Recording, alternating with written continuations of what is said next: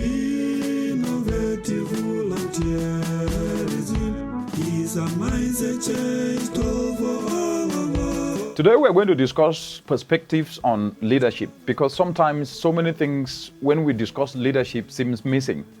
And these are my perspectives on leadership and governance, especially in the African region. I think this word leadership needs to be put in context. And I say so because as most of the time, many across the continent and even the world ignore the real ingredients that matter when it comes to leadership. I say so because whenever we talk of leadership, good governance, our default thinking is always government responsibility alone. We place the onus of leadership and good governance squarely on those who occupy government positions. And that is not really a fair assessment and realistic way of how things are supposed to be done. By extension, the blame for failure in governance is placed squarely on those same government officials. So what is our responsibility as individual citizens?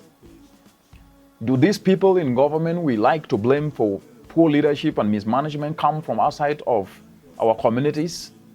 Are we not the ones who promoted them sometimes? What is my point? My point is this. Failures in leadership and governance are a byproduct of failed communities when it comes to values. And failed communities or societies are as a result of flawed mindsets in us, the ordinary citizens. We produce the environment that places those flawed individuals in positions of authority. So let me just give an example of how Africa compared to Asia functions.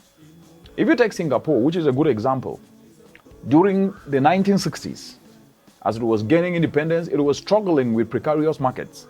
It was struggling with water scarcity, few natural resources, and limited available land. For 30 years, this country was ruled by Lee Kuan Yew, its founding father. Today, as we speak, despite being Asia's smallest country, it has one of the world's most powerful financial centers with a gross domestic product among the highest in the world. So how did Singapore achieve so much in just a few decades? Well, Lee was not a genius economist. As a matter of fact, he was not even an economist, but a lawyer by profession. Without the productivity of its citizens, Singapore would be a middle-income country with a mediocre economy. So what are the lessons here?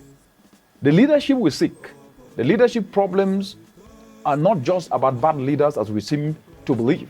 Regardless of how good a leader is, if the people or the citizenry do not take personal responsibility for development, then nothing can be done. Blame game and complaining is easy.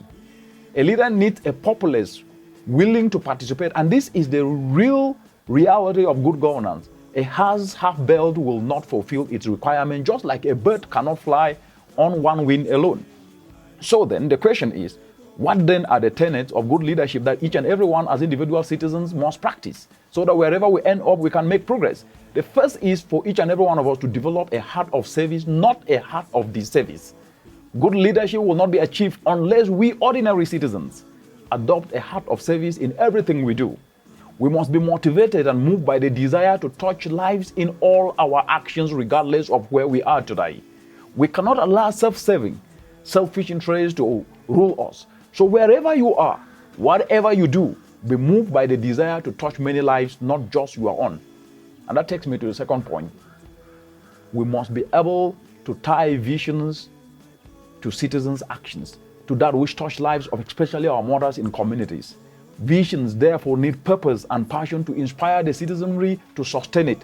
We must usher the citizens to action by guiding them, by inspiring them. And in the same fashion, the pathway to impactful democracy starts from a transformed society that embraces a heart of service, driven with motivation and passion. And that takes me to the third point. Develop real passion. Passion is the new currency of now. This is to say that regardless of who you are, if you lack passion, then you will run out of steam in no time. Pin your actions to a cause that is much greater than yourself. And that takes me to the last point. People are crucial. People are what matters. And the quality of people is important. I've heard many times people say that when they get positions, things will change. Remember, passion implements. It's not positions that implement. What we neglect to realize is that what really matters is what you as a person do with what you have at hand and where you are. You will never really have those positions you think you need all the time. So wherever you are, invest in yourself to improve your skills and expand them, refine them, perfect them, and apply them in a way that touches the life of a mother in a village. That is how we can bring transformational, impactful actions that touches many lives. And that's leadership. That is a sole responsibility of you and me, wherever we are. True leadership needs you, needs me, and together we can drive transformational development for people and planet.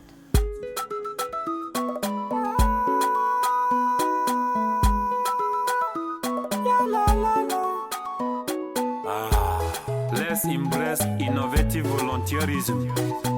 Ah ouais, let's go.